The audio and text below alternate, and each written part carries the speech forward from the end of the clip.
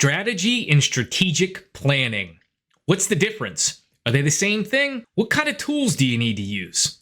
I'm Ron Eggert. This is the Propellant Pulse. Let's talk strategy. First off, strategy and strategic planning are two different things. And if this is the first time you're hearing that, you really need to perk up and listen. Strategy is all about decision making. It's about the capabilities that we have. It's looking inward at what we can do, what we can't do. It's looking outward. What type of problems are there to solve? And when you think about the tools for strategy, think about simple things like the growth share matrix, right?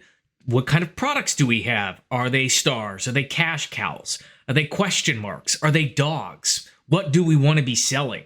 And then we can look at something like the ants-off matrix, which looks at basically, do we want to sell more of the same thing to our existing customers? Do we want to sell the same thing to new customers? Do we want to make new products, sell them to existing customers, make new products, sell them to new customers? All of those are strategic decisions that we need to make. We want to conduct SWOT analysis, strengths, weaknesses, opportunities, threats, things like pestle, political, environmental, economic, social, technological, legal, things like that. We can even get into things like Porter's 5 Forces, which I highly recommend you do. That really helps you understand where you're positioned with your leverage as far as suppliers go and as far as your customers and the market goes. Really important to understand where that leverage sits and what you need to do. This is all part of the strategic process of making decisions. It's not planning and doing things. We need to understand what our business wants to do, what our vision is, and where we're going. We pick a direction. As we get into things like strategic planning, this is where we use things like the OKR format or management business objectives, right? The OKR, objectives and key results. We're picking objectives, things that we're going to do. Since we've made a decision on we're going to sell new products to new people, we're going to open up a new market, we're going to shut down this product, blah, blah, blah.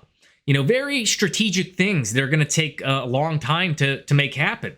We need to go, all right, well, we need to do 1, 2, 3, 4, and 5 over the course of maybe 1, 2, 3, 4, or 5 years.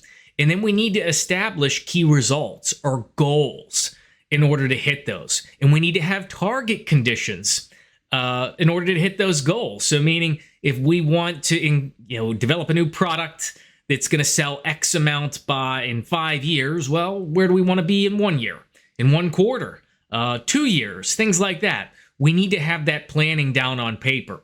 So now that we've got objectives, what we're going to do in order to unlock that strategy, we've got goals and we've set targets and target conditions. Now the strategic planning process goes into who's responsible. Who are the people doing this? You know, we need a name and we need a picture of them on a piece of paper that says you're going to do this. And we need some form of governance in place to make sure that we can follow up and ensure that that strategic plan comes through fruition.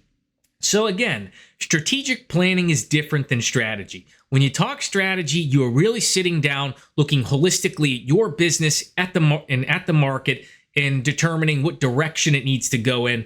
The planning process is all about, now that we know, what do we need to do in order to unlock that vision, that strategy, and how do we measure?